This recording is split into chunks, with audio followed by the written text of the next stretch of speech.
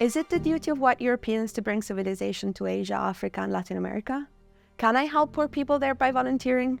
What does all of this have to do with colonialism? During colonialism, white Europeans convinced themselves that colonizing people was a good thing.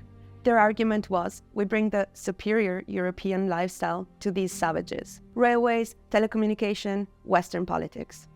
British writer Rudyard Kipling, famous for Jungle Book, was a colonialist, and he called this approach the white man's burden. But did colonization really help? No. Complete political and societal structures existed for centuries before colonization, and they were destroyed by the Europeans. One big Asian empire resisted colonization by closing itself off from exchange and trade with the Europeans. However, in the 19th century, the British Empire went to war with China in order to sell opium to its people. Other European powers joined Britain in its fight against the Chinese Empire.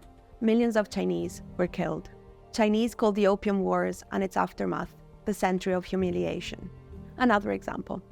In the 19th century, the European settlers in the United States went westwards, a period that we know as Wild West. Indigenous people were disowned, displaced, and murdered in countless wars. The Europeans justified this by claiming that the land was empty and they had to bring civilization there. Indigenous people were not seen as human. Instead of helping the global south, Europeans destroyed it. Is it civilized to destroy civilizations? I don't think so. Many white European volunteers want to go to Africa to help poor children or to teach people in Asia about democracy and human rights. There is a whole industry around promoting the travel of white Europeans to the global south to help. Many Europeans pay loads of money to help the global south, but often they know almost nothing about local realities because they want to do something wild or adventurous. Just like during colonialism, people in the global south are seen as exotic. Also, some local organizations in the global south want to uphold this system because they make at least some money through this. We call this industry the white savior industrial complex. The term was coined by Nigerian-American writer Teju Cole.